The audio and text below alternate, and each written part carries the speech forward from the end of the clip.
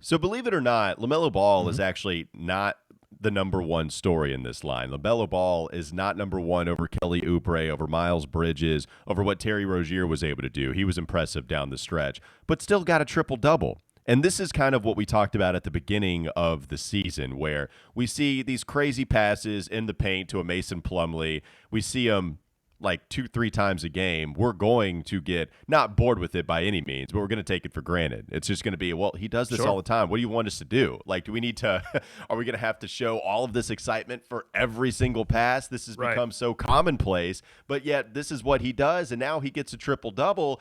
5 of 15 is a bad shooting night. It's not like the worst shooting night ever. Plus, he shot 3 of 6 from three-point land. That's a good percentage, and he hit big-time buckets down the at the end of the game. So, interesting stat line for LaMelo, who did not perform for most of the game scoring-wise on national television. But at the end, you check the box score. It looks pretty good. You do remember him for what he did with the recency bias in the fourth quarter. What do you make of that stat line Melo put up, Doug? Well, you have to talk about how he got the triple-double, because he was one rebound short of the triple-double with less than a second to go, and Boston heaves up the shot as time is expiring, and Miles Bridges is like clapping at Melo, going, get it, ah! And then he grabs the air ball That was exactly like, go watch the video. He goes, get it, ah! Well, and I think that's when Eric Collins said, LaMelo gets a triple-double. Like, he was like, oh. And I wasn't watching the local broadcast, so I didn't find out that he got a triple-double until I checked the box score after the game was already over, because I wasn't tracking it as we kind of went along the way. So I don't think the national broadcast mentioned it. But yeah, so I think too, I looked on the Action Network, LaMelo Ball was plus 1,700 to get the triple-double. So if you made that bet. Wow. What a great beat that is. What a great beat. Exactly. Yeah. So, great for LaMelo Ball. He gets a triple-double. No one's going to remember years from now why, the silly rebound that he got to get the triple-double. It will just be part of his record of accomplishment. So that's great. I think this was a game where he sort of made a lot of different impressions. So he's obviously doing a lot. He hit buckets late. He had the 8 turnovers, though, and I think especially early on, those turnovers were kind of painful to watch, as it sort of took the offense a little bit out of a groove. But then he got with the bench, and I thought, they played him with the bench, and I thought he played well in the beginning of that second quarter and then at the end of the game. So you sort of got a full spectrum of what LaMelo Ball offers your team. But it's clear he didn't make – I don't think he made like a superstar display on national television. It's coming. We're just sort of waiting on it in the second year.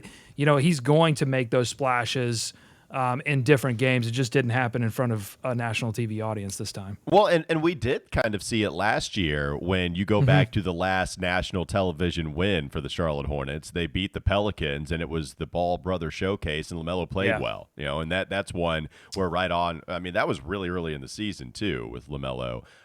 But you're right. Like it didn't happen necessarily as much for him. But again, I think at the end of the game, you start to see that can salvage some of the perception of what you really think about that contest to certainly the casual fan. He didn't give you, I don't remember any like crazy play that he did with anybody at one of those crazy passes we were just talking about. It wasn't passing. It wasn't, he hit big shots, but it wasn't scoring. It was really the rebounding. In my mind, like his ability to like tap these offensive rebounds, he moves at a different speed when he's rebounding, because he's super fast with the ball in his hands, moving it in transition, pushing the pace. We know that. But it's so weird to watch him on some of these offensive rebounds while everybody's standing around. He makes people look like they're in slow motion because he's reacting so quickly to the way the ball is moving. It reminds me of that that funny thing that Dennis Rodman did on the Last Dance documentary, where he's like, I go here, and then I go here, and then I go here, and then I go here.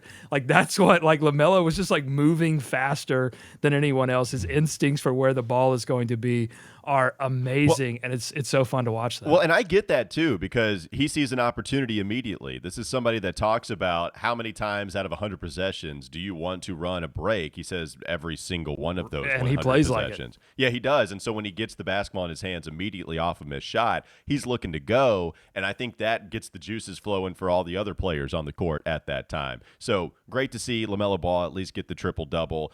and did at least salvage a performance that wasn't all that notable at first. Like the fourth quarter, it really did him some favors. Yeah, and while we're talking about LaMelo Ball, I went and looked at NBArotations.info because I was interested with LaMelo Ball exiting the first quarter at the same time that Gordon Hayward did, but then he gets put back in at the beginning of the second quarter and plays with the bench, and then gets taken out halfway through the second quarter and rejoins the starters at the beginning of the first half. I wanted to check and see if that's something that they've been going to more often, because I remember earlier in the season, LaMelo was playing the entire first quarter and not really seeing much time at the beginning of the second quarter, sort of the traditional rotation where your starters are gonna come in midway through the second and play through midway through the third, and then come back in later in the fourth. But Borrego has been doing this with LaMelo in multiple games. You have to track it all the way back to the Denver game, that big win that they got on the road. And I think this is something that Borrego's doing in games where you need a little bit more offensive punch from the bench unit. And I think that's the reasoning why you get LaMelo in there, because he's done it in one of the Milwaukee games. I think he did it in the Detroit blowout as well.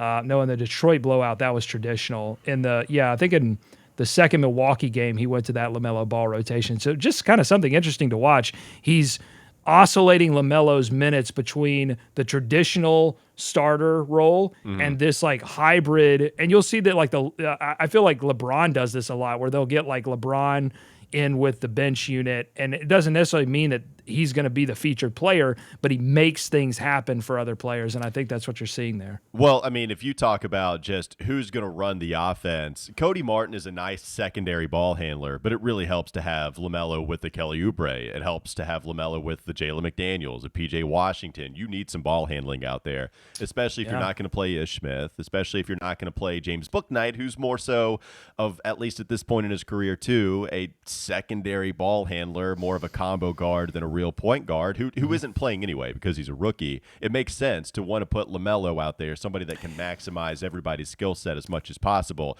especially when you don't have a Gordon or a Terry to help out a little bit on the bench unit, because they're obviously starting with the other one. And I wonder about two things on the rotation piece. Like, I wonder if it's something where Borrego is sort of looking at the first quarter and saying, okay, if the starters are playing really well, I'll leave LaMelo and Terry and all of these different guys in a little bit longer and then run them in this sort of general starter rotation.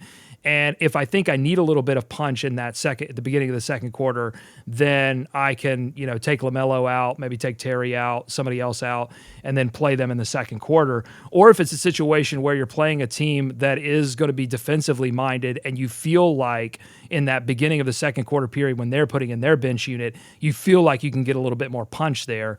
I honestly don't know what Borrego's thinking there with switching that rotation role for LaMelo Ball, but it is interesting to watch. Let's clean up with some of the other individual performances real quickly before we move on to the next segment. Do want to shout out Jalen McDaniels, awesome in the first half, really good offensively, hitting a couple of threes. Man, talk about a great two-way performance too. Like, that guy had two fantastic defensive plays on the transition, protecting the rim. That was great to see. 4 of 5 again, hitting those couple threes and scoring 12, I believe 10 in the first half. So he really got cooking early on. So Jalen McDaniels, just a really nice game from him in the 19 minutes he played. And then I think you look at somebody that wasn't so good, certainly offensively. Like, shout out Jason Tatum for missing all those shots. Thanks, that's buddy. Right. That's on the Woody Page board of the day. 5 of 19 too, and early on, like, he hit a couple, if I'm not mistaken. I know he just destroyed Mason Plumlee. Well, and I think this would be fun to talk about maybe when we have a little bit more time in the third segment, is what the Hornets did defensively. I think to slow down Jason Tatum.